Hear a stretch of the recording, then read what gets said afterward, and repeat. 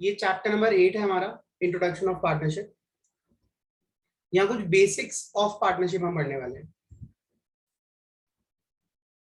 सबसे पहले पार्टनरशिप होती क्या है, उसके फीचर्स।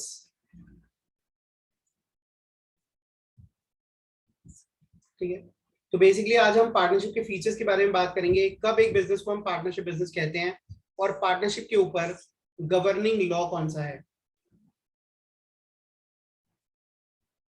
कहाँ पार्टनरशिप के बारे में बातें लिखी गई हैं कि कोई भी बिजनेस पार्टनरशिप बिजनेस कब कहलाएगा। तो उस लॉ का नाम है पार्टनरशिप एक्ट 1932, जो गवर्न करता है पार्टनरशिप फर्म्स के लिए, गवर्निंग लॉ है। ठीक है, तो पार्टनरशिप से रिलेटेड कोई भी डिस्प्यूट्स होते हैं जो पार्टनरशिप बिजनेस के ऊपर एप्लीकेबल होते हैं स्पेसिफिकली, तो वो सारे लॉज जो हैं स्पेसिफाई करे गए हैं पार्टनरशिप एक्ट में। कुछ चीजें हैं जो अदर एक्ट के अंदर भी बताई गई हैं, लेकिन जो मेन लॉ है दैट इज पार्टनरशिप एक्ट 1932। और इस एक्ट ने क्या कहा, कोई भी business, a business shall be a partnership business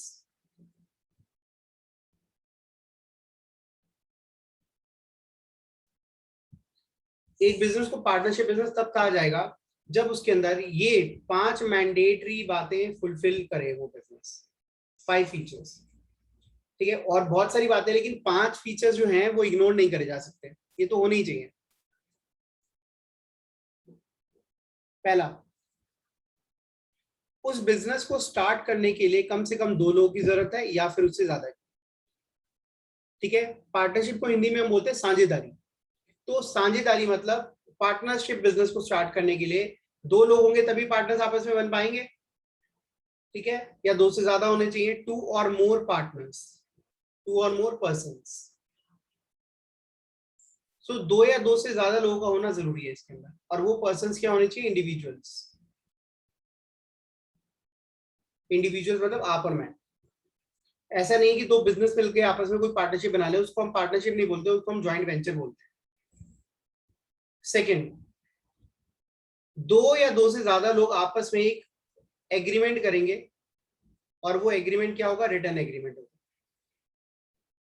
ठीक है, किस चीज का एग्रीमेंट कर रहे हैं, एग्रीमेंट का मतलब क्या होता है, ये आप बिजनेस लॉ में बहुत अच्छे से पढ़ पाएंगे। ठीक है, जब एक पर्सन ऑफर करता है और दूसरा पर्सन उसे एक्सेप्ट कर लेता है, उसको हम क्या बोलते हैं, एग्रीमेंट। दोनों में एग्रीमेंट हो गया है, सहमति होना। ठीक है, तो 2 या 2 से ज्यादा लोग आपस में सहमत होते हैं क्या करने के लिए, आपस में एक लॉफुल बिजनेस करने के लिए, कि वो साथ मिलके एक लॉफुल बिजनेस चलाना चाह रहे हैं। तो जब 2 या 2 से ज्यादा लोगों ने मिलकर एक एग्रीमेंट बनाया, किस चीज का एग्रीमेंट, एग्रीमेंट मतलब आपस में सहमत हुए, क्या करने के लिए सहमत हुए, एक बिजनेस करने के लिए सहमत हुए जो लॉफुल है, लीगल बिजनेस है। और सेकेंड थिंग, उस बिजनेस से जुड़े हुए प्रॉफिट्स को उन्होंने बांटने का डिसीजन लिया, शेयरिंग ऑफ प्रॉफिट्स। ठीक है, तो ये कितने पॉइंट्स हो गए, 2 और 2 से ज्यादा लोग, agreement, lawful business, sharing of profit, 4 points. इसके बाद 5th पॉइंट्स क्या है, दैट इज म्यूचुअल एजेंसी।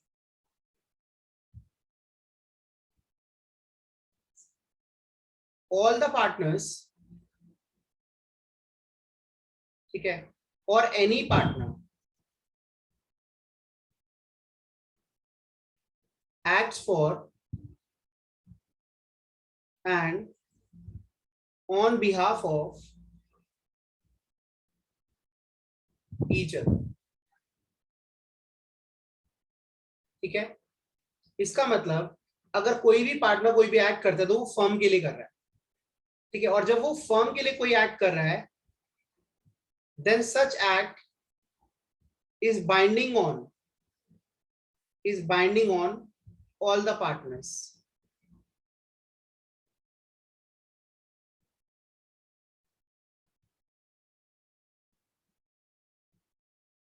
ठीक है, तो वो जो एक्ट होगा वो सभी पार्टनर्स के ऊपर बाध्य होगा। आई रिपीट, अगर मैं एक पार्टनर हूं, हम दोनों पार्टनर्स हैं, जिसमें से मैं एक पार्टनर बैंक से जाके बोरो करके लाता हूं पैसा फर्म के लिए, तो उसको चुकाने की रिस्पॉन्सिबिलिटी इक्वली आपके ऊपर भी होगी। All the partners are bound by such act. तो इसी को हम बोलते हैं एजेंसी, म्यूचुअल एजेंसी। म्यूचुअल मतलब आपसी, एजेंसी, एजेंसी मतलब एक दूसरे के हम एजेंट्स बन जाते हैं।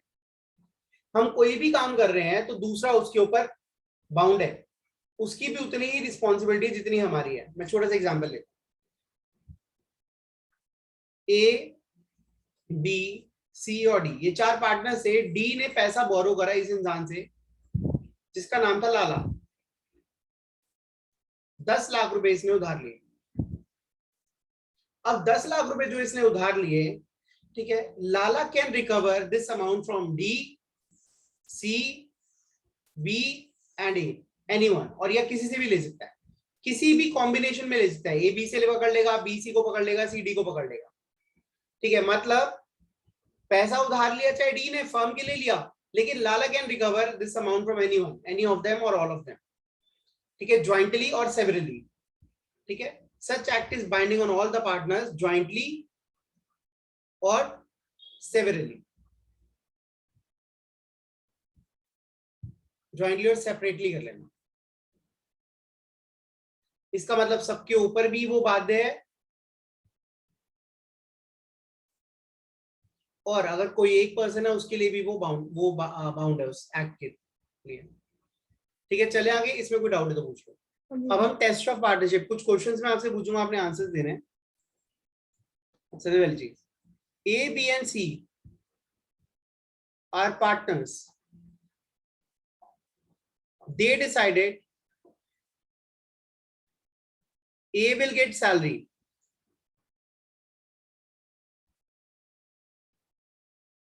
and B and C will share profits and losses. A को सैलरी देंगे और B और C को क्या मिलेंगे, प्रॉफिट्स और लॉसेस मिलेंगे। टेल मी कि ये जो पार्टनरशिप है ये वैलिड है और नॉट वैलिड है, आप क्या आंसर दोगे? ये पार्टनरशिप वैलिड है और नॉट वैलिड? वैलिड है, not valid, it is not valid. ठीक है, कारण क्या है? There must be a sharing of profits, profit sharing mandate है। Second, A, B and C are partners. A and B decided that C will not bear any loss, will not bear any loss. अब आप मुझे बताइए ये valid है partnership और not valid? बताइए। Valid है। It is a valid partnership because sharing of profits is mandatory, loss sharing mandatory नहीं है। ठीक है, क्लियर हुई ये बात? 2008 में, ठीक है, as to the best of my knowledge, 2008 के अंदर हमारे पास एक नई फॉर्म ऑफ पार्टनरशिप आई जिसको हमने नाम दिया लिमिटेड लायबिलिटी पार्टनरशिप। ठीक है, normally liability of partners in partnership is unlimited. ठीक है, अब ये क्या होता है? अगर हम नॉर्मली देखें तो पार्टनर्स की लायबिलिटी जो होती है अनलिमिटेड होती है। What is the meaning of unlimited liability? इसके बारे में मैं आपको छोटा सा एग्जांपल देता हूं। अनलिमिटेड लायबिलिटी, बिजनेस के अंदर कैपिटल लगाई गई, दो लोगों ने मिलकर लगाई, ए और बी ने, 10 लाख 10 लाख। ठीक है, फिर इन्होंने टोटल कितनी कैपिटल लगा दिया? 20 लाख। इसके साथ साथ इन्होंने बिजनेस के लिए लोन ले लिया 50 लाख का, और उसका रेट ऑफ इंटरेस्ट है 10%। अब इनका बिजनेस नहीं चला, वो लोन बढ़ते बढ़ते बढ़ते बढ़ते 30 लाख रुपीज उस पर इंटरेस्ट लग गया, तो हमारा लोन कितने का हो गया? 80 लाख का।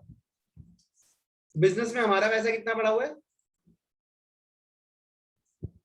20 लाख पड़ा हुआ है। ठीक है, अब बिजनेस हमें बंद करना पड़ा, बिजनेस बंद करना पड़ा तो लोन कितना था? 80 लाख। तो 20 लाख रुपए तो हमारे जो बिजनेस में लगे हुए थे हमने वो पे कर दिए, लोन चुका दिया, बचा 60 लाख। अनलिमिटेड लायबिलिटी के केस में क्या होता है, जब तक ये 60 लाख रुपए का लोन पार्टनर्स चुका नहीं देंगे, तब तक ये पार्टनर्स की लायबिलिटी पे खड़ा रहेगा। जब तक वो चुका ना दे तो ये पार्टनर्स के ऊपर उसकी पर्सनल एसेट्स के ऊपर लायबल हो जाएगा।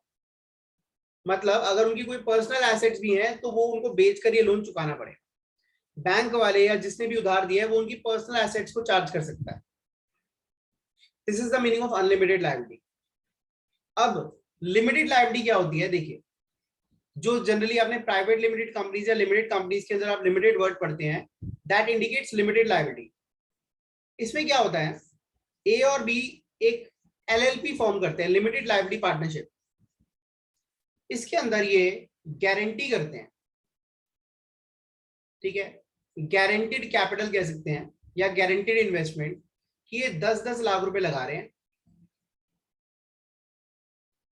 टोटल इन्होंने 20 लाख रुपए लगाए और बिजनेस में कितनी भी कोई फंड्स की कमी आ जाए, लॉसेस हो जाए, तो इनकी लायबिलिटीज 20 लाख से ज्यादा नहीं होगी। जितना पैसा ये गारंटी कर रहे हैं या जितनी कैपिटल ये इन्वेस्ट कर रहे हैं, बस उतनी ही लायबिलिटी बिजनेस के लिए है। मतलब अगर ये लोन 80 लाख पहुंच जाता है तो ये 20 लाख रुपए अपना चुका देंगे और बाकी 60 लाख रुपए बैंक के लिए या जिसने भी हमें लोन दिया उसके लिए बैक डेट हो जाएगा और हमारे लिए डेफिशिएंसी हो जाएगी और पार्टनरशिप फर्म को इंसॉल्वेंट डिक्लेयर कर दिया जाएगा। इन दिस केस इनकी पर्सनल एसेट्स जो है वो बिल्कुल सेफ है। पर्सनल एसेट्स आर सेफ, या पर्सनल एसेट्स केवल उतनी ही रिस्पॉन्सिबल है जितनी इन्होंने गारंटी दी हुई है। जरा ये हम बुक से पढ़ते हैं। हाँ जी, these are the basic differences between LLP and normal partnership. सबसे पहली चीज, applicable law, Indian partnership act 1932 और यहाँ पर एलएलपी एक्ट 2008। रजिस्ट्रेशन यहाँ पे ऑप्शनल होती है। रजिस्ट्रेशन का मतलब क्या होता है, जब आप एक एग्रीमेंट बनाते हैं तो आप रजिस्ट्रार के पास जाते हैं और कहते हैं आप अपनी प्रेजेंस के अंदर हम जो एक दूसरे को कमिटमेंट्स कर रहे हैं उस पर रजिस्ट्री मोहर लगा दो। इससे साबित हो जाता है कि हमने आपके सामने जो है एग्रीमेंट बनाया और वो एग्रीमेंट कोर्ट ऑफ लॉ के अंदर चैलेंजेबल है, उसकी वैल्यू आ जाती है। जैसे हम घर बैठे दो लोग आपस में एग्रीमेंट बना ले तो वो होता है अनरजिस्टर्ड एग्रीमेंट, लेकिन वही एग्रीमेंट हम रजिस्ट्रार के आगे बनाते हैं तो उसको बोलते हैं रजिस्टर्ड एग्रीमेंट। यहां पर क्या है, रजिस्ट्रेशन होता है कंपलसरी विद आरओसी। बिना रजिस्ट्रेशन के ये बना ही नहीं सकते आप एलएलपी। आरओसी का मतलब होता है registrar of companies, registrar of companies. तो इसकी अथॉरिटी जो है रजिस्ट्रार ऑफ कंपनीज के पास है और यहाँ पे ऑप्शन है, लेकिन रजिस्ट्रार कौन होता है यहाँ पे, ठीक है, लोकल कोर्ट के अंदर रजिस्ट्रार्स बैठते हैं, वो मतलब जहां पार्टनरशिप रजिस्टर होती है वहां रजिस्टर हो जाता है agreement. Creation, created by an agreement, आप आपस में एग्रीमेंट करके इसे क्रिएट कर सकते हैं, लेकिन this is created by law. आप अप्लाई करते हैं यहाँ पर रजिस्ट्रार के पास that you want to form a partnership firm which is LLP, ठीक है। रजिस्ट्रार जब तक उस पर अपनी मोहर नहीं लगाता आपकी कंपनी, आपकी पार्टनरशिप जो है वैलिडेट नहीं होती, it will be invalid. Body corporate, ये कॉर्पोरेट बॉडी नहीं होती, it is considered as a corporate body, मतलब एक कंपनी की तरह इसे ट्रीट करा जाता है। जैसे प्राइवेट लिमिटेड और लिमिटेड कंपनीज होती है तो एलएलपी की भी इक्वल इंपॉर्टेंस होती है। Separate legal entity, partnership business is indicated and represented by it's partners. Normal partnership के अंदर पार्टनरशिप बिजनेस क्या है, जो उसके पार्टनर्स रिप्रेजेंट करें, ठीक है। लेकिन एलएलपी के अंदर LLP has its separate legal entity, उसकी अपनी पहचान है, ठीक है, उसका अपना नाम है। अगर आप उसको सूट फाइल करते हैं तो उसके नाम पे कर सकते हैं, इसमें भी पार्टनरशिप फर्म के ऊपर कर सकते हैं, बट इसको लीगल फॉर्म नहीं दी गई है, ठीक है। लॉ कहता है कि it is not a legal entity. आप आपस में एग्रीमेंट कर रहे हैं कि हम साथ में बिजनेस करेंगे, बस दैट्स इट। लेकिन एलएलपी में क्या होता है, लॉ आपको परमिट करता है कि हमने आपको कहा है कि अगर आप एलएलपी बनाएंगे तो it will be treated as a legal body, corporate treat करा जाएगा, एक लीगल पर्सन की तरह उसको राइट्स मिलेंगे। तो यहां पर एलएलपी के पास अपने कुछ राइट्स मिल जाते हैं। Perpetual succession, partnership do not have perpetual succession. इसका मतलब क्या होता है? परपेचुअल सक्सेशन का मतलब होता है, let's say there are 3 partners A B and C, if C dies, अगर सी एक्सपायर हो जाता है तो उसमें क्या होगा? वो पार्टनरशिप फर्म लिक्विडेट हो जाती है, बंद। ठीक है, death of a partner liquidates the firm, उसमें हम फिर रिकॉन्स्टिट्यूट करते हैं फर्म को, दोबारा फर्म बनानी पड़ती है। ठीक है, फर्म डिसॉल्व हो जाती है। It has perpetual succession and individual partners में कम एंड गो। इसमें क्या होता है? Perpetual succession, perpetual word indicate infinity, infinite, ठीक है, नेवर एंडिंग। तो यहां पर क्या होता है, अगर एक पार्टनर चला भी जाता है तो उसका शेयर किसी और को ट्रांसफर कर दिया जाता है या दूसरे पार्टनर टेक ओवर कर लेते हैं। ठीक है, लेकिन पार्टनरशिप फर्म बंद नहीं होती, लेकिन यहां पर पार्टनरशिप फर्म बंद हो जाती है। नेम और number of partners, minimum partners 2 है, मैक्सिमम 50 है। Minimum 2 but no maximum limit, यहां मैक्सिमम लिमिट नहीं दी गई। Ownership of assets, firm cannot own any assets, the partners own the assets of the firm. Normal partnership के अंदर firm asset own नहीं कर सकती, जो पार्टनर्स हैं वो अपनी एसेट ओन करते हैं। The LLP as an independent entity can own assets. LLP अपने नाम पर एसेट एक्वायर कर सकती है, मतलब कोई प्रॉपर्टी ले सकती है, कोई लैंड ले सकती है। लायबिलिटी ऑफ पार्टनर्स मेंबर्स, यहाँ पर अनलिमिटेड लायबिलिटीज है और यहाँ लिमिटेड लायबिलिटी है। लिमिट क्या है इसकी? To the extent of their contribution towards LLP except in case of intentional fraud. अच्छा, इसको भी हम छोड़ते हैं। वो कहता है जो पैसा आपने बिजनेस में लगाया हुआ है, सिर्फ आपकी लायबिलिटी भी उतनी ही है, उससे ज्यादा नहीं है, लेकिन इसमें अनलिमिटेड लायबिलिटी है। Principal agent relationship, partners are the agent of the firm and of each other, एक दूसरे के एजेंट होते हैं। Partners are agent of firm only and not of other partners. ठीक है, मतलब अगर कोई पार्टनर गलती कर रहा है या उसने कोई मिसकंडक्ट किया तो फर्म पे केस होगा, अदर पार्टनर्स पे नहीं होगा। लेकिन यहां पर अगर पार्टनर्स कोई मिसकंडक्ट करते हैं या कोई दिक्कत होती है तो पार्टनर्स अलग अलग में रिस्पॉन्सिबल है। Is that clear? कोई डाउट है तो पूछ लो। अब हम डिस्कस करेंगे अकाउंटिंग फॉर पार्टनरशिप। देखिए, नॉर्मल अकाउंटिंग पहले डिस्कस करते हैं। नॉर्मल अकाउंटिंग में क्या होता है? We prepare journal, journal entries होती हैं, देन लेजर बनते हैं, देन ट्रायल बैलेंस, यही होता है। ये हमारे बुक कीपिंग से किस स्टेजेस है। इसके बाद प्रिपेयर करने के बाद हम क्या बनाते हैं? फाइनल अकाउंट्स बनाते हैं। तो जब हम फाइनल अकाउंट्स ऑफ पार्टनरशिप की बात करते हैं तो सबसे पहला अकाउंट क्या होता है? Trading account. अगर कोई पार्टनरशिप बिजनेस हम कर रहे हैं, उसका काम ट्रेडिंग है, तो यहाँ पे सेलिंग और बाइंग ऑफ गुड्स आ जाता है। ठीक है, मतलब सेल और बाय कर रहे हैं हम गुड्स को, तो वो ट्रेडिंग अकाउंट बनाएंगे। If not then we will make only profit and loss account.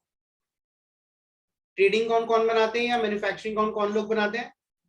जिनका काम होता है ट्रेड या मैन्युफैक्चर करना। वो चीज, ट्रेड का मतलब होता है खरीद कर बेचना, मैन्युफैक्चर का मतलब बना कर बेचना। इसके बाद हमारा प्रॉफिट एंड लॉस अकाउंट बनता है। प्रॉफिट एंड लॉस अकाउंट से हमारे पास नेट प्रॉफिट या फिर नेट लॉस की फिगर्स आ जाती है। मतलब सारे खर्चे देने के बाद हमें प्रॉफिट हो रहा है या लॉस हो रहा है। पहले क्या होता था, प्रोप्राइटरशिप बिजनेस के अंदर ये प्रॉफिट हमें सिर्फ प्रोप्राइटर को देना होता था, लेकिन अब क्या है, ये नेट प्रॉफिट और नेट लॉस दोनों को ही हमें डिस्ट्रीब्यूट करना होता है। ठीक है, अगर नेट लॉस है तो नेट लॉस में से हम पार्टनर्स को ज्यादा चीजें नहीं दे सकते। When there is loss we can not give them salary, हम इनको सैलरी नहीं दे सकते, इंटरेस्ट ऑन कैपिटल नहीं दे सकते, और क्या नहीं दे सकते? रिजर्व्स क्रिएट नहीं कर सकते, कमीशन नहीं दे सकते। ठीक है, अगर हमें लॉस है तो लॉ क्या कहता है कि आप किसी भी पार्टनर को सैलरी नहीं दे सकते, इंटरेस्ट ऑन कैपिटल नहीं दे सकते, रिजर्व्स नहीं दे सकते, ना कमीशन दे सकते। तो मतलब अगर नेट लॉस होता है तो हमें ज्यादा दिक्कत नहीं आती, सिर्फ लॉस है उसको डिस्ट्रीब्यूट करना होता है। लेकिन अगर हमें नेट प्रॉफिट हो रहा है, इन दैट केस हम इस प्रॉफिट के डिस्ट्रीब्यूशन के लिए एक और अकाउंट बनाते हैं जिसका नाम है profit and loss appropriation account.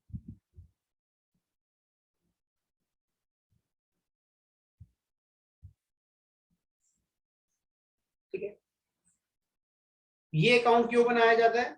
For appropriation of profits.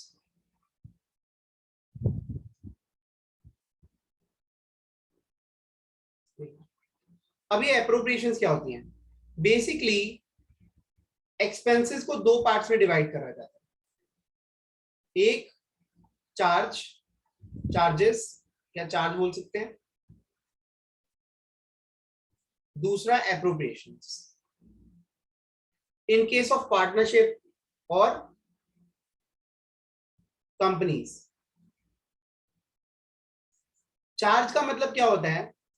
ऐसे expenses which are payable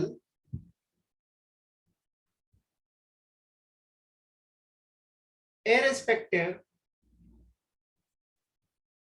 of profit or loss। ऐसे खर्चे जो आप पे कर रहे हैं, चाहे प्रॉफिट हो रहा है या लॉस हो रहा है, कुछ भी हो रहा है, वो पे करने ही करने हैं। ठीक है? These expenses are debited to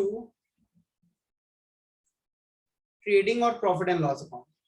इन खर्चों का कौन सा अकाउंट होता है, किस अकाउंट में ट्रांसफर हो जाते हैं? ट्रेडिंग अकाउंट या फिर profit and loss account.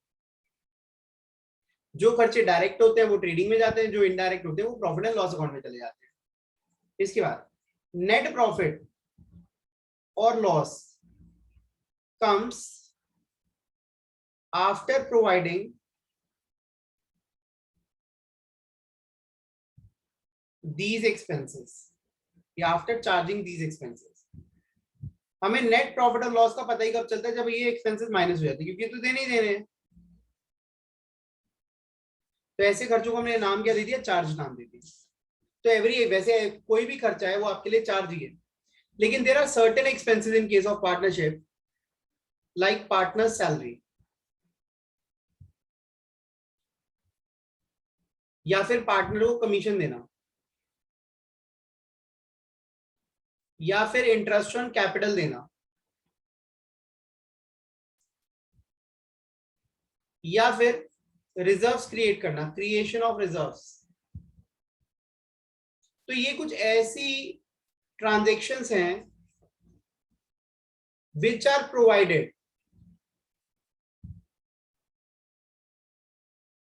only when there is profit।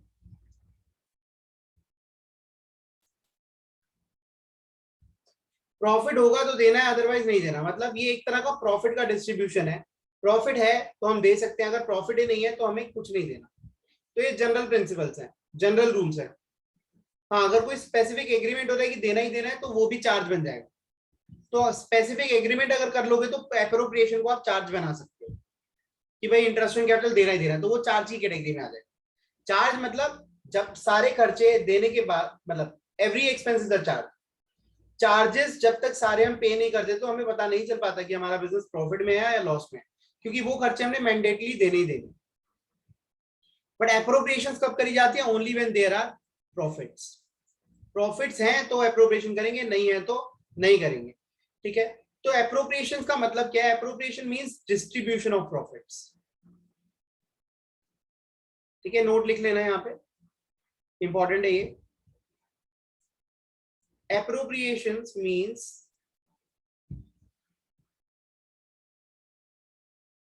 distribution of profits। ठीक है? Therefore, appropriations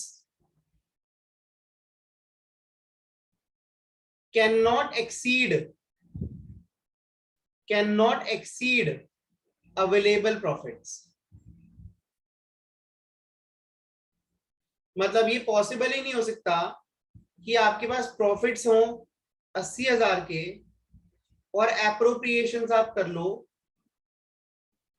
एप्रोप्रिएशंस कर लो 1 लाख। ये पॉसिबल ही नहीं। अगर आपके पास प्रॉफिट 80,000 के हैं तो प्रॉफिट का डिस्ट्रीब्यूशन कभी भी 80,000 से ज्यादा नहीं हो सकता। ठीक है, याद रखना मेरी बात। हमारी एप्रोप्रिएशन कभी भी प्रॉफिट को एक्सीड नहीं कर सकती, क्योंकि एप्रोप्रिएशन का बेस ही क्या है? Available profit. प्रॉफिट है तो देंगे, नहीं है तो नहीं देंगे। तो एप्रोप्रिएशन सिर्फ उतनी ही हो सकती है जितने प्रॉफिट्स हैं। ठीक है, एक छोटा सा क्वेश्चन कर रहा हूं मैं, हालांकि आगे का टॉपिक है बट हम अभी कवर कर रहे हैं। मेरे पास प्रॉफिट्स हैं 1,00,000 रुपए के, ए और बी दो पार्टनर्स हैं, इसकी कैपिटल है 3,00,000, सॉरी 30,00,000 कर देते हैं इसको, और इसकी कैपिटल है 20,00,000। एक मिनट, 6 और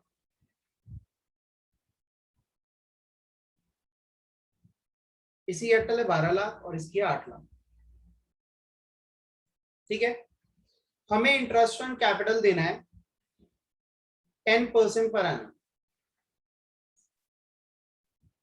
प्रॉफिट्स कितने बड़े हुए? 1,00,000।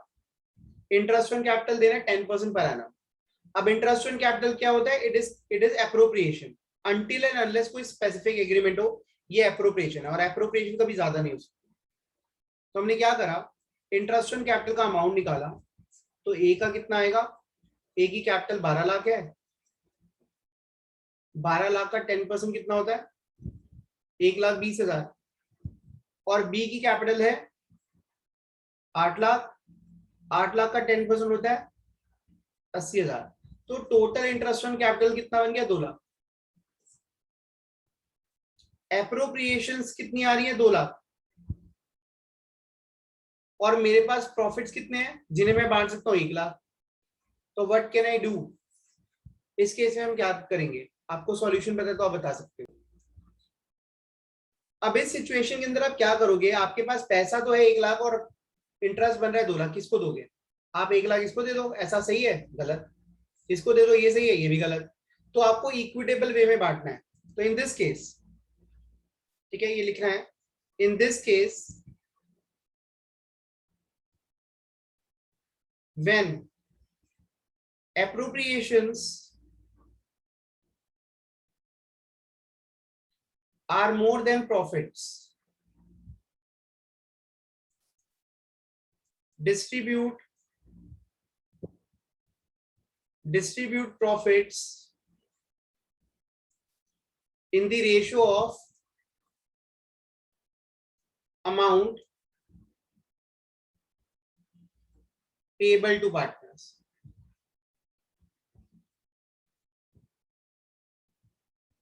किस किस को कितना अमाउंट पे करना है? ए को हमने अमाउंट देना है 1,20,000 और बी को देना है 80,000। इसका रेशियो बना लो। रेशियो कैसे बनेगा? 4 3 12, 4 2 8, तो रेशियो हो गया 3:2।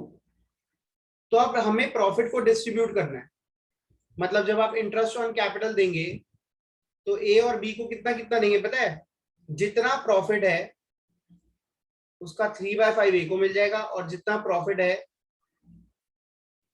उसका 2/5 इसको मिल जाएगा। तो इसको मिल जाएगा 60,000 और इसको मिला 40,000। हो गया इक्विटेबल डिस्ट्रीब्यूशन। कैसे? जिसकी कैपिटल ज्यादा थी उसको ज्यादा इंटरेस्ट मिला, जिसकी कम थी उसको कम मिला। तो रेशियो बना लिया हमने। इसमें कोई डाउट है तो पूछ लो। तो वेयर वी वर, हम डिस्कस कर रहे थे अकाउंट्स के बारे में। Profit and loss appropriation account तक आ गए थे। इसके बाद हम क्या बनाते हैं? Fourth is partners capital account. देखो, पार्टनर्स की कैपिटल का रिकॉर्ड हमें मेंटेन करना होता है, किस पार्टनर की कितनी कैपिटल हमारे पास है, ठीक है, प्लस हमने किसको कितना पैसा क्रेडिट करना है, किसको कितना पैसा डेबिट करना है, उसका सारा रिकॉर्ड हम कैपिटल अकाउंट में रखते हैं। And last is balance sheet. तो basically these are the 5 integral parts: trading, PNL appropriation, partners capital and balance sheet. जिसमें से ट्रेडिंग अकाउंट और प्रॉफिट एंड लॉस अकाउंट में जनरली क्वेश्चन नहीं आते, सीधा प्रॉफिट एंड लॉस एप्रोप्रिएशन से ही आता है, क्योंकि फाइनल अकाउंट सबका सेम ही, profit and loss account almost proprietorship और पार्टनरशिप में सेम ही बनता है। ठीक है, अब हम आगे चलते हैं। We are going to discuss about profit and loss appropriation account.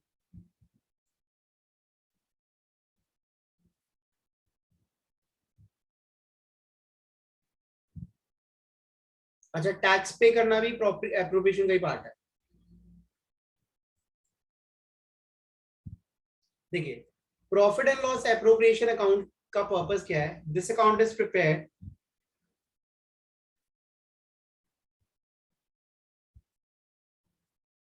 for distribution of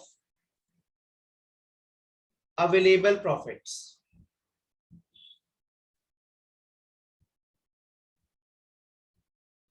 इसका काम क्या है? प्रॉफिट्स को डिस्ट्रीब्यूट करना। ठीक है, कोई पूछेगा इसका नेचर ऑफ अकाउंट क्या है, तो ऐसा कोई भी अकाउंट जो प्रॉफिट एंड लॉस को इंडिकेट करे, that is a nominal account. ये नॉमिनल अकाउंट होता है।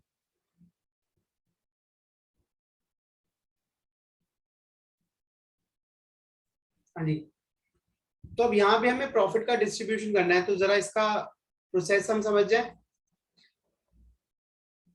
सबसे पहले क्या होता है, हम profit and loss account prepare करते हैं।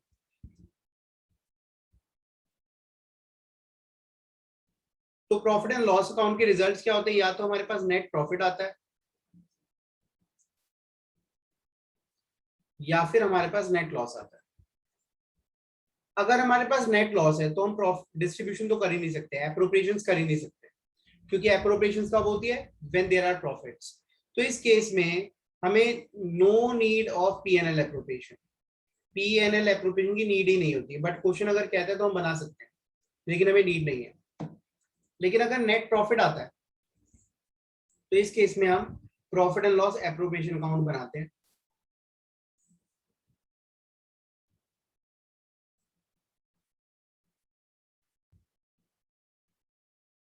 और यहां पर जो प्रॉफिट आया होता है इसको उठा के हम ट्रांसफर कर देते हैं profit and loss appropriation account. Format same रहते हैं, profit and loss appropriation account for the year ended, क्योंकि किसी पर्टिकुलर ईयर के लिए बनाया जा रहा है तो यहाँ पर फॉर द ईयर एंडेड लिखना जरूरी होता है। डेबिट एंड क्रेडिट, यहाँ पर हमारा नेट प्रॉफिट आ गया, और अब हमें क्या करना है? इस प्रॉफिट को डिस्ट्रीब्यूट करना है।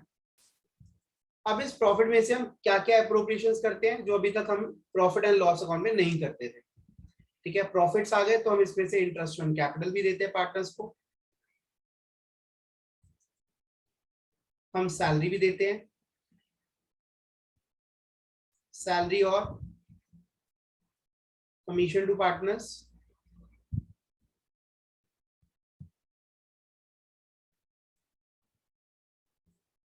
ठीक है। और अगर कोई रिजर्व्स के अंदर अमाउंट जाना होता है, हमें कोई रिजर्व्स क्रिएट करने होते हैं, वो भी हम क्रिएट करते हैं। ठीक है, इनफैक्ट अगर हमें कोई टैक्स अमाउंट भी देना होता है तो वो भी हम यहाँ से ले सकते हैं।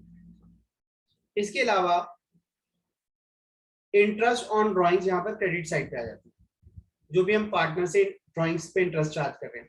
अच्छा, इंटरेस्ट ऑन ड्राइंग्स जो है वो हमने पार्टनर से लेना होता है, तो इट डजंट मैटर कि इंटरेस्ट ऑन, अच्छा एक और चीज, interest on drawing is not our income. Firm के लिए इनकम नहीं है। फर्म ये पार्टनर से चार्ज किस लिए कर रही है? It is treated as an income, लेकिन एक्चुअल में क्या होता है, हम पार्टनर्स को इंटरेस्ट पे कर रहे हैं अगर उसकी कैपिटल हमारे बिजनेस के अंदर है। तो अगर वो कोई पैसा निकाल लेते हैं तो हम पार्टनर से इंटरेस्ट ऑन ड्राइंग चार्ज करते हैं। ठीक है, तो वो पीएनएल एप्रोप्रिएशन अकाउंट के अंदर ही आता है, वो नेट प्रॉफिट या नेट लॉस का पार्ट नहीं बनता। ठीक है, लेकिन अगर पीएनएल एप्रोप्रिएशन अकाउंट आप ना बनाए तो ये interest on drawing profit and loss account में चला जाता है। ठीक है, it will reduce your losses. Clear है? तो अब हमारे पास नेट प्रॉफिट आ गया, इंटरेस्ट ऑन ड्राइंग आ गया, आईओसी आ गया, सैलरी और कमीशन टू पार्टनर्स आ गया, रिजर्व्स आ गए, टैक्स आ गया। अब जो भी प्रॉफिट बच जाता है वो हम पार्टनर्स की कैपिटल अकाउंट में ट्रांसफर करते हैं। तो to profit transfer to partners capital account, right? इसमें कोई डाउट तो नहीं है?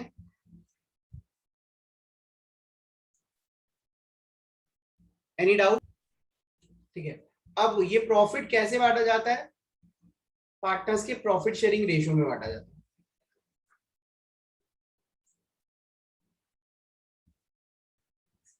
ओके, इसके बाद हमें क्या करना है, क्या सीखना है? कैपिटल ऑफ पार्टनर्स के बारे में।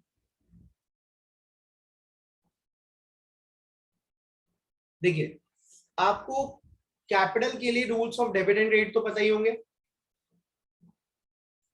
कैपिटल अकाउंट कब डेबिट होता है और कब क्रेडिट होता है?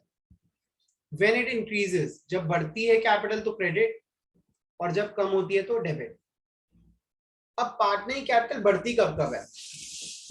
जब भी फर्म पार्टनर को कुछ पैसा देगी, ठीक है, तो पार्टनर की कैपिटल इंक्रीज हो जाएगी। कारण क्या है?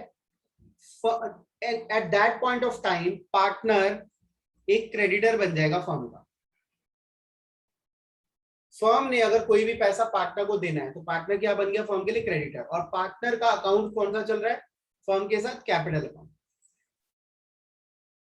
तो जब भी फर्म से पार्टनर के अकाउंट में कोई भी हमने अमाउंट देना है, पार्टनर को कोई भी अकाउंट मिलेगा, तो उस केस में कैपिटल बढ़ेगी और उसका कैपिटल अकाउंट क्रेडिट होगा। दूसरा केस, जब भी पार्टनर फर्म के अंदर एडिशनल कैपिटल इंट्रोड्यूस करेगा, पैसा और डालेगा, तब भी कैपिटल बढ़ेगी और कैपिटल अकाउंट क्रेडिट होगा। अच्छा, कब डेबिट होगा? जब भी पार्टनर को फर्म को पैसा देना होगा तो फर्म क्या करेगी? पार्टनर का अकाउंट डेबिट कर देगी और उसकी कैपिटल से वो अमाउंट काट लेगी। इतनी बात समझ आती है? पार्टनर को मिल रहा है तो क्रेडिट होगा उसका अकाउंट, पार्टनर से अगर हम ले रहे हैं तो उसका अकाउंट हम डेबिट कर देंगे। ठीक है, अब इसके लिए हमें ये समझना है टाइप्स ऑफ कैपिटल कौन कौन सी होती है। आई होप हम फास्ट नहीं चल रहे। तो टाइप्स ऑफ कैपिटल देखिए, एज पर पार्टनरशिप डीड, जब भी हमारा एग्रीमेंट होता है तो हम डिसाइड कर लेते हैं कि हमारी नेचर ऑफ कैपिटल क्या होने वाली है। अब नेचर ऑफ कैपिटल का मतलब क्या है? There are two types of nature.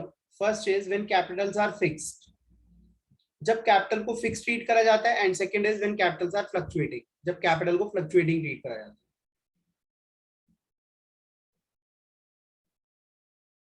Hopefully आपको पता होगा, क्लास 12th का ये टॉपिक है, fix capital fluctuating capital.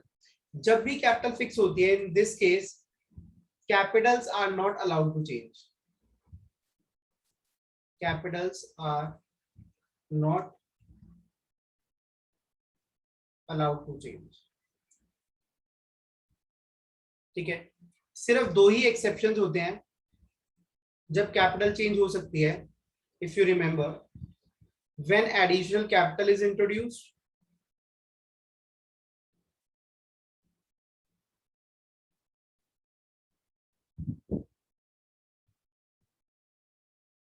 and second is when partners drawings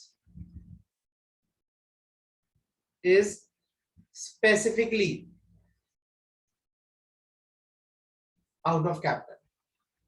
partner specifically अपनी कैपिटल से बता के निकाल रहे कि ये पैसा मैं कैपिटल अकाउंट से निकाल रहा हूं। तो ये दो एक्सेप्शन है जब कैपिटल चेंज हो जाती है। तो इसका मतलब आप ध्यान दें, मैंने क्या कहा था, अगर फर्म ने कभी भी पार्टनर को कोई पैसा देना है तो हम उस अकाउंट को क्रेडिट कर देते हैं और लेना है तो डेबिट कर देते हैं। तो यहां पर वो रूल नहीं चल पाएगा कैपिटल अकाउंट में, क्योंकि कैपिटल तो चेंज हो ही नहीं सकती। कैपिटल को ना क्रेडिट कर सकते हो ना डेबिट कर सकते हो किसी भी चीज की वजह से। फर्म दे रही है पार्टनर को, पार्टनर को कोई पैसा मिल रहा है तो क्रेडिट होना चाहिए। तो in this case for all the adjustments, आपको कोई भी एडजस्टमेंट्स करनी है, कोई भी लेना देना है, तो उसके लिए आप ऐसा अकाउंट खोलेंगे जिसके अंदर वो आप एडजस्टमेंट कर पाए, और उसका नाम है पार्टनर्स करंट अकाउंट। पार्टनर्स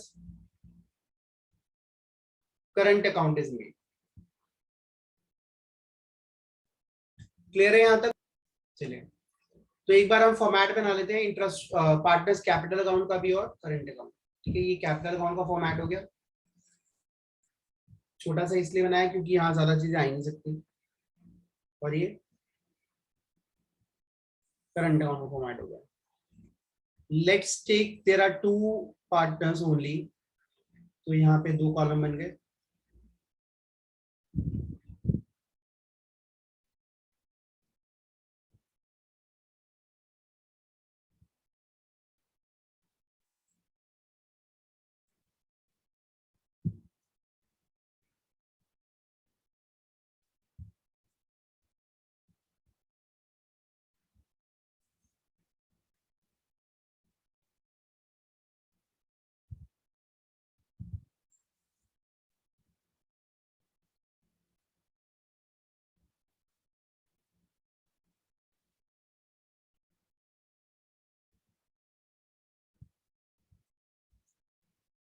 यहाँ लेफ्ट साइड डेबिट साइड है, राइट साइड क्रेडिट साइड है. This is partners capital account. इसमें डेट कॉलम हम इसलिए नहीं ले रहे क्योंकि यहाँ जनरली ये at the end of the year बनते हैं, तो इसमें ट्रांजेक्शन का टोटल आता है पूरे साल में क्या हुआ. Let's take there are two partners A and B. अब यहाँ पर सबसे पहले पार्टनर्स के डेबिट क्रेडिट बैलेंसेस आते हैं कैपिटल के बाय बैलेंस बीडी. याद रहे कैपिटल के लिए रूल क्या लगता है, when it increases it is credited. तो कैपिटल के हमेशा क्रेडिट बैलेंसेस ही होते हैं जो इंडिकेट करते हैं कि कैपिटल पॉजिटिव है. ठीक है, जैसे एसेट्स हमेशा डेबिट होती हैं, ऐसे कैपिटल के लिए हमेशा क्रेडिट साइड पॉजिटिव होती है. इसके बाद there are two exceptions. First is additional capital, when additional capital is introduced. Second is when there is a drawing and that drawing is out of capital. तो यहाँ mention कर दिया कि ये ड्राइंग आउट ऑफ कैपिटल होनी चाहिए और ये स्पेसिफिकली होनी चाहिए, लिखा होना चाहिए कि आउट ऑफ कैपिटल ही है. इसके बाद यहाँ बैलेंस शीट आया था. Generally there is no other transaction. Similarly अब हम चलते हैं पार्टनर्स करंट अकाउंट पर.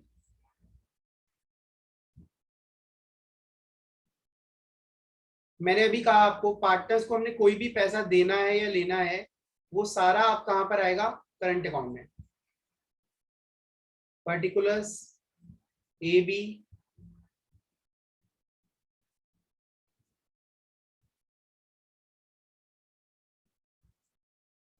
तो सबसे पहले यहां पर करंट अकाउंट का बैलेंस आता है. और याद रहे करंट अकाउंट भी कैपिटल का ही पार्ट है, लेकिन ये कैपिटल का वो पार्ट है जिसे हम चेंज कर सकते हैं, which is allowed to be change. तो ये करंट अकाउंट का हमेशा क्रेडिट बैलेंस जो रिफ्लेक्ट करता है वो रिफ्लेक्ट करता है पॉजिटिव बैलेंसेस को. इसका मतलब पार्टनर्स का पैसा फर्म के पास है, पार्टनर्स की इन्वेस्टमेंट है ये फर्म के अंदर.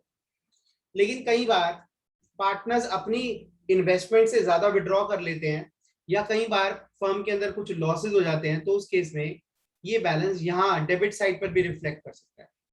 डेबिट साइड पे कौन से बैलेंसेस आते हैं, जो फर्म ने किसी से लेने हो, जो पैसा फर्म ने किसी से लेना हो. तो इसका मतलब ये पैसा फर्म ने पार्टनर से लेना है. कारण क्या है, फर्म ने ये पार्टनर्स ने ओवर विड्रॉ कर रखा है, ओवरड्रॉन कैपिटल, ओवरड्रॉन बैलेंसेस है. तो ये इंडिकेट करते हैं नेगेटिव बैलेंसेस को. इनको हम डेबिट बैलेंस भी बोलते हैं, डेबिट बैलेंस. तो जब भी कैपिटल और करंट अकाउंट के डेबिट बैलेंस की बात हो रही हो तो इसका मतलब वो नेगेटिव बैलेंस है. अब पार्टनर जो फर्म है, पार्टनर को क्या क्या अमाउंट देती है वो सारे उसके अकाउंट में क्रेडिट करती है, और वो है इंटरेस्ट ऑन कैपिटल और सैलरी और कमीशन टू पार्टनर्स. और क्या क्या अमाउंट देती है, profit and loss appropriation account से, एप्रोप्रिएशन अकाउंट से शेयर इन प्रॉफिट.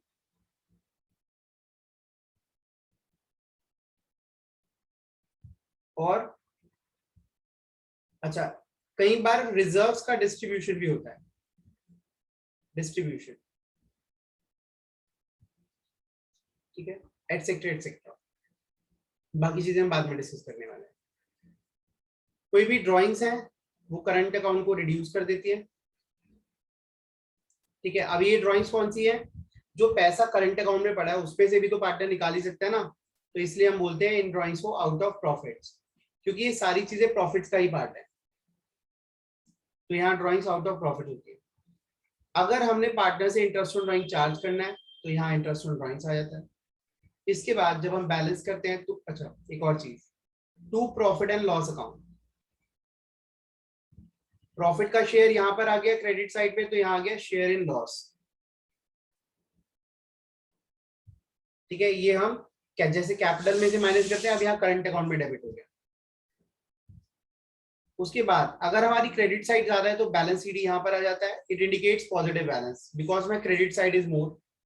और अगर डेबिट साइड ज्यादा है तो इसका मतलब मेरी कैपिटल, मेरा करंट अकाउंट का बैलेंस नेगेटिव है, पार्टनर ने पैसा ओवरड्रॉ कर रखा है, पार्टनर से पैसा लेना है हमें. ठीक है, generally partners are the liabilities of the firm. आप देखते हैं ना कैपिटल कौन सी साइड पे आती है, लायबिलिटी साइड पे आती है। इसका मतलब क्या है, फर्म के पास जो पार्टनर्स का पैसा पड़ा हुआ है, फर्म उसको लायबिलिटी ट्रीट कर रही है कि हमें देना है। लेकिन अगर वो एसेट्स पे आ जाए तो इसका मतलब फर्म ने पार्टनर से लेना है, जितना पैसा पार्टनर ने डाला था उससे ज्यादा वो निकाल चुका है। ठीक है, इसमें कोई डाउट है तो पूछ लो, फिर आगे चलते हैं। हाँ वो एफ। हाँ जी, तो अब when there are fluctuating capitals, तो उस केस में आपको सोचने की जरूरत नहीं है, एक ही अकाउंट बनेगा और वो अकाउंट है पार्टनर्स कैपिटल अकाउंट। तो यहाँ आ जाएगा बाय बैलेंस बीडी।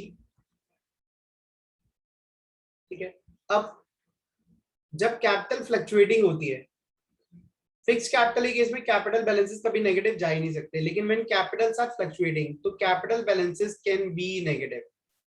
कैपिटल के डेबिट बैलेंसेस हो सकते हैं, तो अगर डेबिट बैलेंसेस है तो यहाँ आ जाएंगे। इसका मतलब क्या है, कैपिटल ओवरड्रॉन है, हमने पार्टनर से पैसा लेना है, पार्टनर हमारा डेटर बन चुका है।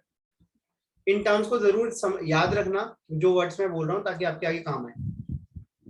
इसके बाद कोई भी एडिशनल कैपिटल है वो भी यहां पर आएगी।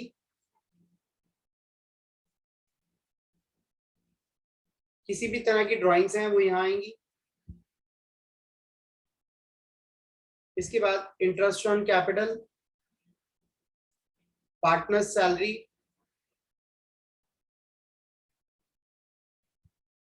और commission, by profit and loss appropriation account, share in profits. जो भी पैसा फर्म पार्टनर को देना चाह रही है वो सारा पैसा यहां पर आएगा। ठीक है, इसके अलावा कोई इंटरेस्ट ऑन ड्राइंग्स हैं, to profit and loss account, share in loss, यहां पर आ जाएगा। इसके बाद जब हम बैलेंस करेंगे, if credit side is more तो यहाँ आ जाएगा balance CD, that will indicate our capitals are positive. और अगर डेबिट साइड ज्यादा है तो that will indicate our capital is negative. तो यहाँ आ जाएगा by balance CD, this indicates negative और डेबिट बैलेंस। इसमें कोई डाउट है तो पूछ लो। तो कर ही लिया। हाँ जी, अब ये सब करने के बाद सबसे मेन इंपॉर्टेंट चीज जो आती है दैट इज जर्नल एंट्रीज।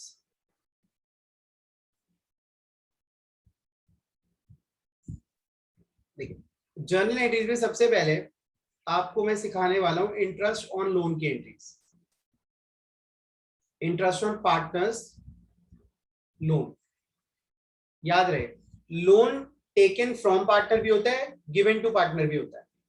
तो ये किसकी बात हो रही है, loan taken from partner, it is a liability for the firm. अगर हमने पार्टनर से लोन लिया हुआ है तो क्या होगा, इसकी फर्स्ट एंट्री क्या होती है, जब भी कोई भी लोन की एंट्री क्या होती है, interest on loan account debit to partners loan account. अगर ये नॉर्मल लोन होगा तो पार्टनर्स लोन की जगह लोन अकाउंट आ जाएगा। इसका मतलब क्या है, अगर 10 लाख रुपए का लोन लिया हुआ है तो उस पर 10,000 का इंटरेस्ट लग गया तो वो लोन के अमाउंट में ही ऐड हो जाता है इंटरेस्ट। ठीक है, तो ये क्या हुआ, यहां पर हमने being interest on loan recorded.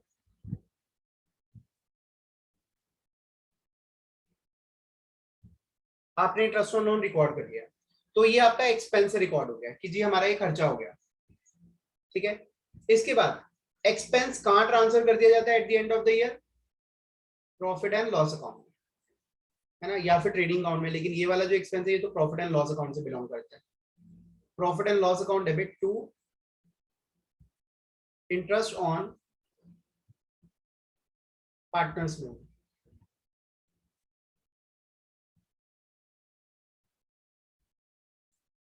ठीक है जी, तो मतलब हर एक्सपेंस की दो एंट्रीज होती हैं, एक एक्सपेंस रिकॉर्ड करने की and second is to write off. तो यहां पर आप लिख देंगे interest on loan written off. Written off का मतलब है अब वो खत्म हो गया और वो प्रॉफिट एंड लॉस अकाउंट में जा चुका है। आज हम पूरा बेस कवर करके ही मानेंगे फंडामेंटल्स का। देखिए next, next is transfer of या ट्रीटमेंट ऑफ नेट प्रॉफिट और नेट लॉस। याद रहे नेट प्रॉफिट और नेट लॉस सभी खर्चे या सभी इनकम्स लेने के बाद ही आता है। तो अब आपका नेट प्रॉफिट निकल आया। If there is net profit, if there is net profit, तो उस केस में आप क्या करने वाले हैं, नेट प्रॉफिट को उठाओ। कहां से उठाओगे, प्रॉफिट एंड लॉस अकाउंट से हम उठा रहे हैं। तो प्रॉफिट एंड लॉस अकाउंट की डेबिट साइड का नेट प्रॉफिट उठाया और उसको उठा के हमने कौन से अकाउंट में ले गए, प्रॉफिट एंड लॉस एप्रोप्रिएशन की क्रेडिट साइड पर। लेकिन if there is net loss, देखिए नेट लॉस है तो आई स्ट्रांगली रिकमेंड कि आप पीएनएल एप्रोप्रिएशन अकाउंट ना बनाएं। लेकिन अगर आप पीएनएल एप्रोप्रिएशन अकाउंट बनाते हैं तो इसकी रिवर्स एंट्री कर दो, ठीक है। Profit and loss account credit हो जाएगा और पीएनएल एप्रोप्रिएशन अकाउंट डेबिट हो जाएगा। लेकिन मैं जो रिकमेंड करूंगा वो यही करूंगा कि आप पार्टनर्स में वो नुकसान बांट दें। पार्टनर्स, कैपिटल और करंट अकाउंट डेबिट। अब तो आपको पता चली गया है कि अगर कैपिटल फ्लक्चुएटिंग है तो कैपिटल अकाउंट में लॉस जाएगा और अगर फिक्स्ड है तो करंट अकाउंट में, to profit and loss account.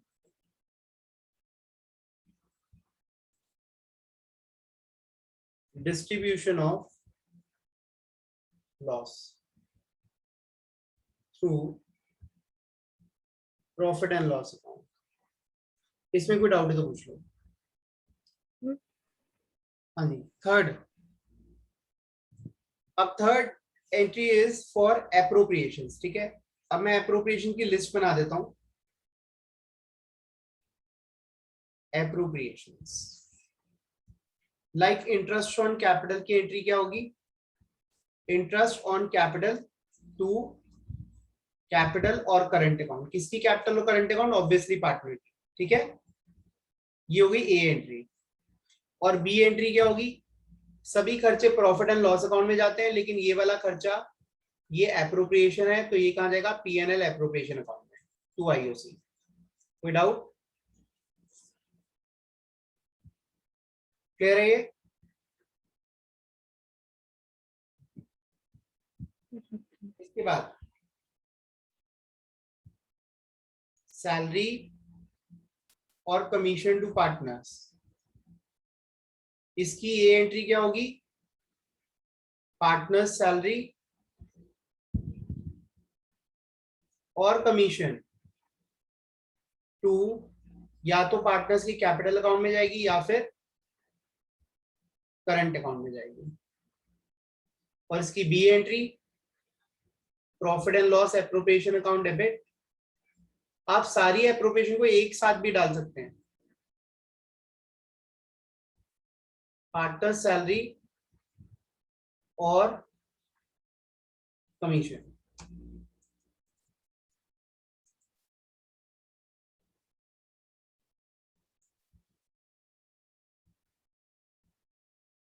Next, reserves की एंट्री। अब देखिए reserve is not an expense, पहली चीज रिजर्व कोई खर्चा नहीं है, तो इसको सीधा प्रॉफिट से निकाल के रिजर्व अकाउंट में डाला जाता है। तो इसकी एंट्री होती है प्रॉफिट एंड लॉस एप्रोप्रिएशन में जो भी प्रॉफिट पड़ा हुआ है, ये यहाँ ये एंट्री क्यों हुई, क्योंकि ये खर्चा आपने किसी को देना है, उसकी एंट्री करी, उसके बाद उस खर्चे को राइट ऑफ कर दिया। ये रिजर्व्स हैं, ये किसी को देना नहीं है, ये सिर्फ प्रॉफिट से निकाल के रिजर्व्स में ट्रांसफर करना है। तो इसके लिए सिंगल एंट्री सफिशिएंट है टू रिजर्व, जिस भी रिजर्व में आप पैसा डाल दें। अच्छा एक और चीज, हालांकि एप्रोप्रिएशन का पार्ट नहीं है तो इसको हम एप्रोप्रिएशन से अलग लिखते हैं, that is fourth, interest on drawings. Interest on drawings, अब इसको हम कैसे रिकॉर्ड करेंगे, इसकी फर्स्ट एंट्री क्या होगी, ये हम चार्ज करते हैं पार्टनर से, तो इन दिस केस कैपिटल और करंट अकाउंट डेबिट हो जाता है to interest on drawings. And ये जो इंटरेस्ट ऑन ड्रॉइंग्स हैं ये profit and loss appropriation account में क्रेडिट हो जाता है। हाँ, अगर profit and loss appropriation account नहीं बन रहा तो ये प्रॉफिट एंड लॉस अकाउंट में चला जाएगा। इसके बाद fifth is distribution of remaining profits. अगर इन सब चीजों के बाद भी कुछ प्रॉफिट्स आपके पास बच जाते हैं तो बड़ा आसान है, उन्हें बांट दो।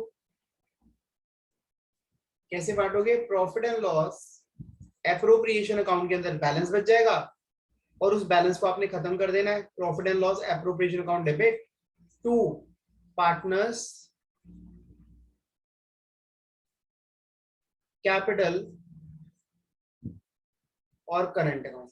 इसमें कोई डाउट है तो पूछ लो। पार्टनरशिप को तो आज हमने जो है फंडामेंटल्स कवर कर लिया है। वी स्टडीड कि भाई कैपिटल अकाउंट कैसे बनता है, पीएनएल एप्रोप्रिएशन अकाउंट कैसे बनता है, जर्नल एंट्रीज कैसे होती हैं। अब इन पर हमने एक तो प्रैक्टिकल क्वेश्चंस करने हैं,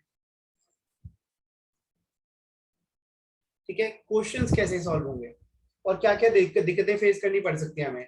उसके बाद हमें कुछ एडजस्टमेंट्स होती हैं। देखिए अकाउंट तो यही बनेगा लेकिन कुछ एडजस्टमेंट्स होती है, कुछ ना कुछ चीजें रह जाती हैं, कुछ गलत हो जाती हैं, उन चीजों को हमें ट्रीट करना सीखना है। तो we will learn in next few classes कि भाई उन चीजों को हमने कैसे ट्रीट करना है, ठीक है। तो उसके लिए नेक्स्ट क्लास में मिलेंगे हम।